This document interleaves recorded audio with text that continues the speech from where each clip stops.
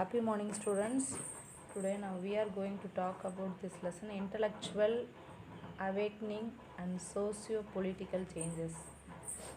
அறிவு மலர்ச்சியும் சமூக அரசியல் மாற்றங்களும் அதான் இந்த லெசனில் பார்க்க போகிறோம். A new civilization began to develop in northern India, அதாவது தென்னிந்தியாவில் நாகரிகம் அப்படின்னு சொல்லும்போது வளரும் பொழுது என்ன சொல்கிறாங்க அப்படின்னா, இரண்டாவது கட்டம் the revival of trade and urbanization during the 6th century. அப்போ 6ஆம் நூற்றாண்டு அப்படின்னு சொல்லும்போது இந்த அதில் பார்த்திங்க அப்படின்னா the period of major political and social changes in northern India, Buddha and Mahavira were born in century following the death. Buddhism and Jainism took root, a major religion in India. This means that new religion order were Zoroastrianism, Persia and Confucianism and Taoism in China became popular during this period. And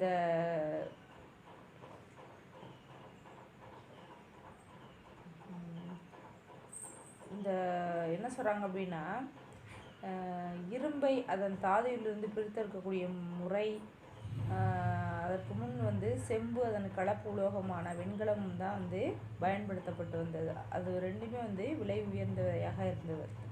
அதுக்கப்புறம் பார்த்திங்க அப்படின்னா வெண்கலத்தான ஆயுதங்கள், கலப்பை போன்ற கருவிகளை பயன்படுத்த முடியாத ஒரு சூழல் இருந்துச்சு. அப்போ வெண்கலம், செம்பு தாது இவற்றை இரும்பு தாது இதெல்லாம் அபரிவிதமாக கிடைக்க ஆரம்பித்தது. அதில் பார்த்திங்கன்னா ரிலீஜியன், அதாவது religion in the 6th century BC, the new civilization that emerged in the Iron Age had certain common features. அதாவது புதிய இரும்பு காலத்தில் உருவான புதிய நாகரிகங்களுக்கு சில குறிப்பிட்ட கூறுகள் காணப்பட்டதுன்னு சொல்கிறாங்க. அதில் என்ன அப்படின்னு பார்த்தீங்கன்னா, they were characterized by proliferations of new craft, growth of long distance trade, building of cities and towns, rise of universalistic religion and evaluation of a code of conduct. 6th century was therefore a period of exceptional development in all spheres. அதில் தான் பார்த்திங்க அப்படின்னா இந்த பொருளாதார பண்பாட்டு அறிவுசார் நோக்கம் அப்படின்னு சொல்லும்போது தனி சிறப்பாக வளர்ச்சி பெற்ற ஒரு காலகட்டமாக 6ஆம் நூற்றாண்டு திகழ்ந்ததுன்னு சொல்கிறாங்க. இந்த காலத்தில் தான் ஏராளமான அறிஞர்கள், சிந்தனையாளர்கள் புதிய மதங்களை தோற்றுவித்தாங்க. அந்த கால வரலாற்றில் சிறப்பு மிக்கதாக இது பண்ணாங்கன்னு சொல்கிறாங்க. அது சீனாவில் பார்த்திங்க அப்படின்னா கன்ஃபூசியஸ், ஈரானில் ஜொராஸ்டர், இந்தியாவில் மகாவீரர், புத்தர் இவர்கள் இந்த காலகட்டத்தில் தான் வாழ்ந்து புகழ் பெற்றவங்க அப்படின்னு சொல்கிறாங்க 6th century. நெக்ஸ்ட் பார்த்திங்கன்னா கன்ஃபூசியனிசம் அண்ட் டாவோயிசம்னு சொல்கிறாங்க. அப்போ அதில் பார்த்திங்கன்னா இந்த 6th century BC, 2 great thinkers were born in China. சைனாவில் கன்ஃபியூசியஸ், லவாட்சோ அப்படின்ற மாபெரும் சிந்தனையாளர்கள் 2 பேர் அங்கே தான் தோன்றினாங்கன்னு சொல்கிறாங்க. இவர்கள் தனி மனிதர்களுக்கும் சமூகத்திற்கும் சமூக நடத்தைக்கும் ஒழுக்க விதிகளையும் என்ன செஞ்சாங்க, உருவாக்க ஆரம்பித்தாங்க. the behavior of individuals and communities.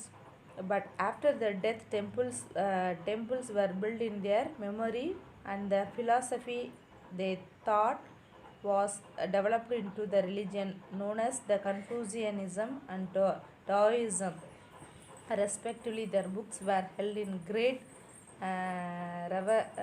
reverence in China. அப்போ கன்ஃபியூசியனிசம், தாவோயிசம் அப்படின்னு சொல்லி அழைக்கப்பட்ட இந்த தத்துவ மதங்களாக மாறியது. சீனாவில் மிகவும் மதிக்கப்பட்ட ஒரு நூல்களாகவும் கன்ஃபூசியனிசம் சீனாவின் ஆளும் வர்த்தகத்தின் மீது சாதாரண மக்கள் மீதும் செல்வாக்கு அப்படின்றது செலுத்தியது அப்படின்னு சொல்லி சொல்கிறாங்க.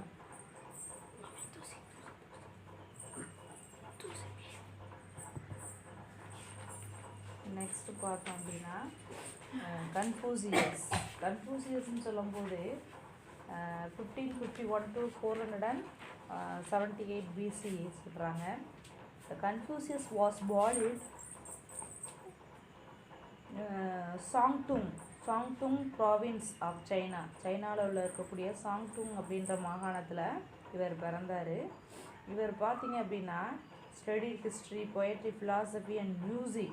This is the author of 5 important works. The Book of Records, which is chiefly ethical, providing guidelines for the regulations of human society. Next, the Book of Odes. Third, the Book of Change, dealing with the metaphysics.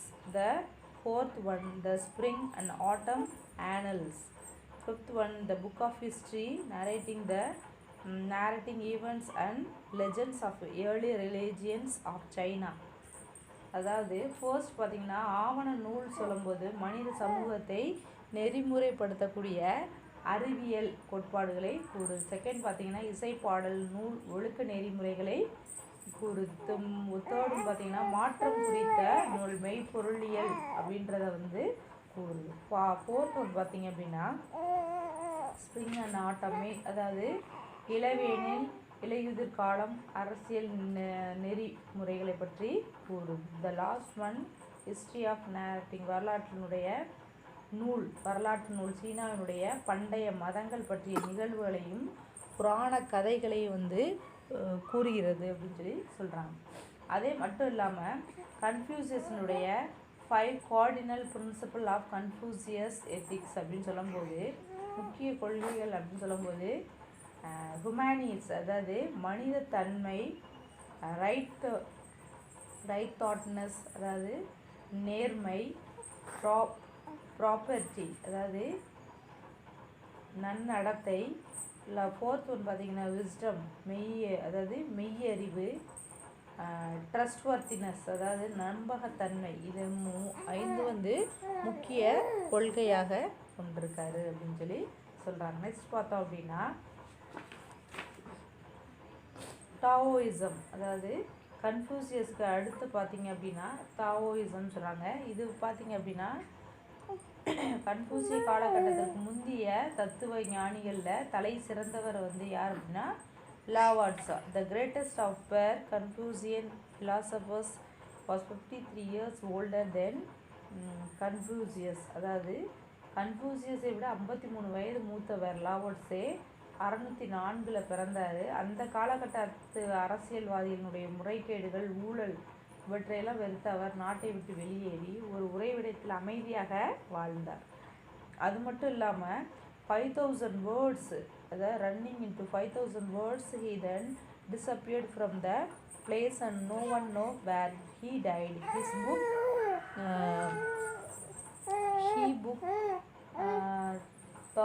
Tenzing, அதாவது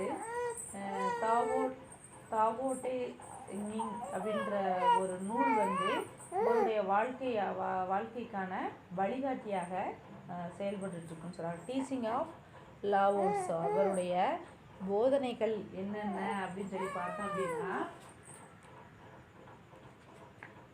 first பாருங்கள், the causes of human unhappiness in this world in human selfishness, அதாவது உலகில் மனிதர்கள் மகிழ்ச்சியின்மைக்கான காரணம் மனிதர்களுடைய சுயநலம்தான் அப்படின்னு சொல்கிறார். In nature all the being act in natural way, இயற்கையில் அனைத்துமே இயற்கை வழியிலேயே இயங்குகிறது. மனித நடத்தைக்கான விதி இயற்கையோடு, the conduct must correspond with nature, இயற்கையோடு பொருந்தி இருக்க வேண்டும் சொல்கிறாங்க. தேர்ட் பார்த்திங்க அப்படின்னா human lives the regulations of someone. This is because they have acquired knowledge and have not remained innocent on the basis of their acquired knowledge. மனிதர்கள் யாரோ ஒருவர் ஒழுங்குபடுத்திய ஒரு வாழ்க்கையை வாழ்கிறார்கள். அறிவை பெற்ற மனிதர்கள் தமது களங்கமில்லாத தன்மை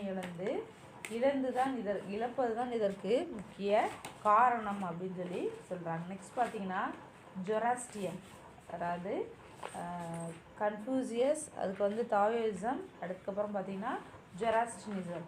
இது பார்த்திங்க அப்படின்னா மிகவும் பழமையான ஒரு மதங்களில் அந்த ஜொராஸ்ட்ரியனிசம் அப்படின்றதை வந்து சொல்லலாம். It remains the state religion that three great Indian empires which flourished them 6th century dominated much of the Middle East. Zoroaster of Persia is the founder of Zoroastrianism. ஜொராஸ்ட்ரிசம் அப்படின்னு சொல்லும்போது பாரசீக பேரரசுகளுக்கு அரச மதமாக இது இருந்து ஜொராஸ்ட்ரியனிசத்தை வந்து தோற்றுவித்தவங்க யாருன்னு பார்த்தீங்கன்னா பாரசீகத்தை சேர்ந்த ஜொராஸ்டர் அப்படின்றவர். இவர் வந்து மக்கள் மிக பழங்காலத்து கடவுளர்களை வந்து வணங்குவது கண்டு வேதனையற்று அவருக்கு எதிரான கிளர்ச்சிகளை வந்து செய்தார் அப்படின்னு சொல்லி சொல்கிறாங்க. The holy book of Zoroastrianism is Zend Avesta. It is a collection of sacred literatures of different epochs contacting religion, invocations, prayers, confessions, laws, myth, and sacred reminiscence, the doctrines and ritual of Zoroastrianism, the much similarity to those of Vedas. ஜொராஸ்ட்ரியனுடைய புனித நூல் ஜென்ட் அவஸ்தா அப்படின்னு சொல்கிறாங்க. இது பல்வேறு காலகட்டங்களில் புனித இலக்கியங்களான பிரார்த்தனை பாடல்கள், வேண்டுதல்கள், சட்டங்கள், புராணம், புனித கதைகள் இதனுடைய தொகுப்பாக காணப்படுதுன்னு சொல்லி சொல்கிறாங்க. நெக்ஸ்ட் பார்த்திங்கன்னா டீச்சிங்ஸ், போதனைகள். இந்த ஜொராஸ்ட்ரியனிசத்தினுடைய போதனைகள் அப்படின்னு பார்க்கும்போது Zoroaster thought the great object of religion, start of society, the cultivations of morality. The highest religious conception is purity of thought. First one பார்த்தீங்க அப்படின்னா light, good mind, third right, fourth dominion, 5 piety, 6 well-being, immortality. அதாவது இந்த புனிதமான இருப்பது வந்து ஜொராஸ்ட்ரத்தை வந்து போதனைகள் அப்படின்னு சொல்லும்போது எண்ணம், சொல், செயல் இதில் அனைத்துலேயும் வந்து புனிதமாக இருப்பது தான் வந்து மிக உயரிய மத கோட்பாடு அப்படின்னு சொல்கிறாங்க. அதில் வந்து அகூர மஸ்தாவிடம் வந்து ஒளி, நல்ல மனம், நன்மை, அரசாட்சி, பக்தி, ஆரோக்கியம், இறைமை தன்மை, இந்த தன்மைகள்லாம் உள்ளது அப்படின்னு சொல்லி சொல்கிறாரு. சகல சக்திகளையும் கொண்டவர், எங்கும் நிறைந்திருப்பவர், மதத்தில் பழி, உருவ வழிபாடு ஆகியவை இல்லை, கடவுளினுடைய வடிவமாக தீயை வணங்குவதுதான் உயர்ந்த வழிபாட்டு முறை அப்படின்னு சொல்லி இந்த போதனைகள் வந்து சொல்லப்பட்டது. நெக்ஸ்ட் பார்த்திங்கன்னா impact of iron technology in India. அப்போ இந்தியாவில் வந்து இரும்பு தொழில்நுட்பம் ஏற்படுத்திய தாக்கம் அப்படின்னு சொல்லும்போது இதில் என்ன சொல்கிறாங்க அப்படின்னா இந்த கேஞ்சஸ்டிக் வேலி people learn to produce crops more than that required for the subsistence. So another sections of people took up some professional craft as their livelihood, like the farmers, craftsmen also had to rely on a group of people who collected the raw materials and distributed the craft product. அப்போ கங்கை சமவெளியில் மக்கள் தங்களது உணவு தேவையை விட அதிகமான அளவில் வந்து பயிர்களை உற்பத்தி செய்ய தெரிந்து கொண்டார்கள். அது மட்டும் இல்லாமல் வேறு சில கைத்தொழில்களை வந்து மேற்கொள்ள வாய்ப்பு அப்படின்றது வந்து சூழல் வந்து அவங்களுக்கு அமைந்தது. விவசாயிகளைப் போலவே இருந்து கைவினைப் பொருட்களையும் தமக்கு மூலப்பொருட்களை சேகரித்து தரவும் தனதுடைய உற்பத்தியை வந்து விநியோகிக்கவும் சிலரை நம்பி இருக்கக்கூடிய ஆரம்பகட்ட நகரமயமாதல் 2 விதங்களில் வந்து நிகழ ஆரம்பித்தது. இது மட்டும் இல்லாமல் one was a result of some villages specializing the blacksmithing, poetry, carpentry, cloth weaving, like other was an account of the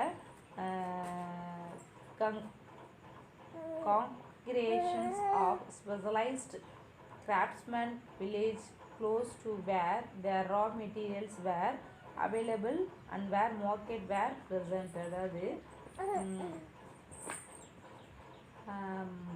கிராமங்கள் இரும்பு தொழில், மண்பாண்டங்கள் செய்தல், மரவேலை தொழில், நெசவு போன்றவற்றை ஈடுபடுவதன் மூலமாகவும் நிகழ்ந்தது. இன்னொன்று பார்த்திங்கன்னா, கிராமங்களில் தனித்திறமை கொண்ட கைவினைஞர்களுடைய குழுக்கள் அப்படின்னு சொல்லும்போது சந்தைகளை இணைப்பதன் மூலமாக நிகழ்ந்தது. இப்படி மக்கள் ஒரே இடத்துல குவிந்து கிராமங்கள் நகரங்களாகவும் பரிமாற்ற மையங்களாகவும் வளர்ச்சி பெற உதவியது.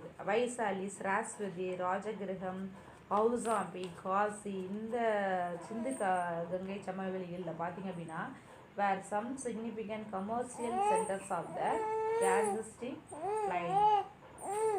சில சிந்து கங்கை சமவெளியில் பார்த்திங்கன்னா சில மிக முக்கியமான வர்த்தக மையங்களாக செயல்பட்டது அப்படின்னு சொல்லி சொல்கிறாங்க. நெக்ஸ்ட் பார்த்திங்கன்னா ரிலீஜியன் போஸ்டிங் ரிக்வேதிக், அதாவது ரிக்வேதக்கு பிந்திய காலம் அப்படின்னு சொல்லும்போது என்ன சொல்கிறாங்கன்னா, the more Vedas, Yajur, Sama, Atharvana were composed after Rigveda. Manuals of rituals called the Brahmanas specifying rhyming words to be sung. அதாவது ரிக்வேதத்தை தொடர்ந்து யஜுர், சாம, அதர்வன வேதம் பிராமணங்கள் என அழைக்கப்படக்கூடிய சடங்குகளின் தொகுப்புகள், இசை பாடல் வரிகள், காடுகளில் ரகசியமாக கற்று அறிய வேண்டிய அறிவு சில ரிக்வேத பாடல்களில் என்ன செய்ய ஆரம்பிச்சிச்சு அப்படின்னா விளக்கங்கள் அடங்கிய ஆரண்யங்கள் அப்படின்றது ஆரண்யம் conducting knowledge to be learn secretly in the forest and the Upanishads were complete in the upper Gangestic plain during the 1000 to 600 BC. அப்போ அந்த ஆரண்யங்களும் உபநிடதங்களும் 1000 600 அந்த காலகட்டத்தில் கங்கை சமவெளியில் தொகுக்கப்பட்டது அப்படின்னு சொல்லி சொல்கிறாங்க. அப்போ ஜெயினிசம் அண்ட் புத்திசம் அப்படின்றது பிந்தைய வேத காலத்தில் கடவுள்களாக வருணன், இந்திரன், அக்னி, சூரியன் போன்ற தன்னுடைய முக்கியத்துவத்தை இழக்க ஆரம்பித்தது. சிவன், விஷ்ணு, பிரம்மா ஆகிய புதிய கடவுள்கள் அப்படின்றது தோன்றினார்கள். ஆரியர்கள் தவம் ஏற்றுதல், பிரம்மச்சரியம் போன்ற கருத்தாக்களை உருவாக்கினார். இதுவரையும் இருக்கட்டும், நெக்ஸ்ட் கிளாஸில் பார்க்கலாம்.